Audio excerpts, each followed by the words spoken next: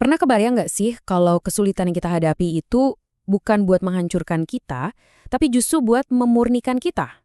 Nah, hari ini kita bakal ngebahas sebuah ide yang kuat banget, pakai metafora emas yang tak lekang oleh waktu, untuk ngerti gimana tantangan itu bisa ngebentuk kita jadi lebih baik.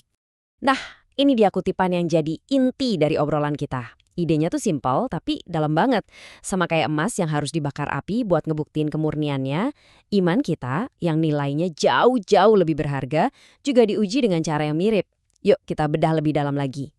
Oke, jadi muncul pertanyaan ya kan, kenapa sih emas itu berharga banget? Apa cuma gara-gara kilaunya aja? Atau jangan-jangan ada sesuatu yang lebih dari itu? Sesuatu tentang proses yang harus dilewati emas sampai bisa jadi semurni dan seberharga itu. Banyak orang ngelihat emas itu sebagai investasi yang aman, sesuatu yang murni dan bisa diandelin. Tapi kemurnian yang kita idam-idamkan itu nggak datang gitu aja loh. Itu tuh hasil dari sebuah proses yang, wah, intens banget. Proses yang ditempa langsung di dalam api.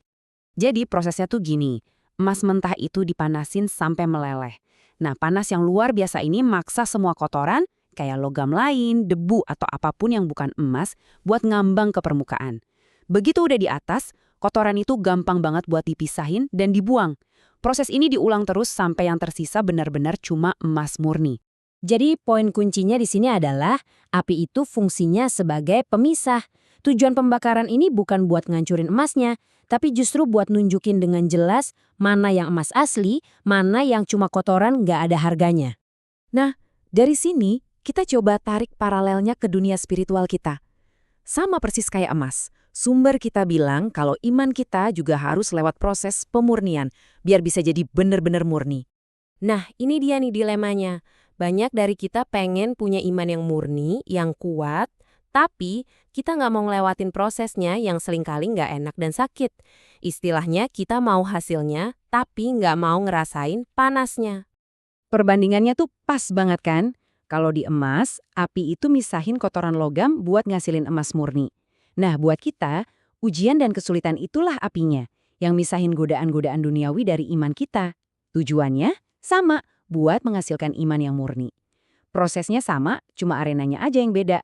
Oke, yuk kita lanjutin. Kalau ujian itu adalah api pemurnian, sebenarnya api itu wujudnya kayak gimana sih dalam kehidupan kita sehari-hari? Api ini bisa datang dalam macam-macam bentuk loh. Kadang-kadang bentuknya tekanan dari luar, ancaman atau intimidasi. Tapi di lain waktu datangnya dari dalam, berupa godaan-godaan duniawi yang ngetes komitmen kita.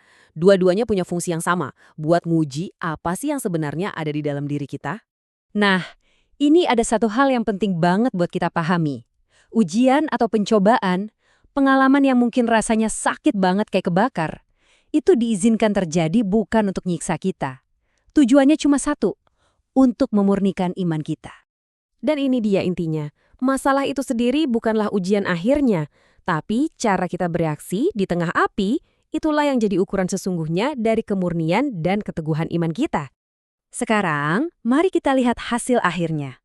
Kenapa sih proses yang susah ini pada akhirnya justru baik buat kita? Apa tujuan dibalik semua ini? Wah, ternyata hasilnya itu positif banget. Ujian ini justru bisa membangkitkan harapan, membangun ketekunan, dan melatih iman kita biar makin kuat. Persis kayak api yang ngebuang kotoran dari emas, kesulitan hidup ini ngebuang kotoran dari iman kita, dan pada akhirnya menciptakan iman yang murni. Pada akhirnya, semua ini adalah soal persiapan. Proses pemurnian ini tujuannya adalah ngebuat kita siap dan layak buat menerima janji besar yang udah disiapin buat kita. Jadi ini bukan penderitaan sia-sia, tapi sebuah persiapan untuk sesuatu yang jauh lebih besar. Ini mungkin kedengarannya aneh ya, atau bahkan kebalik. Tapi justru karena itulah kita seharusnya bersyukur waktu kita ngelewatin ujian. Bukan karena kita suka sama rasa sakitnya, tapi karena kita paham ada tujuan pemurnian di baliknya. Jadi pesan terakhirnya adalah sebuah penguatan. Jangan pernah menyerah waktu proses pemurnian itu terasa berat banget. Jangan bulu-bulu cari jalan keluar yang salah, karena di ujung proses itu ada upah yang luar biasa besar yang sedang menunggu kita. Ini semua membawa kita ke satu pertanyaan terakhir yang sangat personal. Setelah kita paham prosesnya, tujuannya, dan hasilnya, pertanyaannya kembali ke diri kita masing-masing.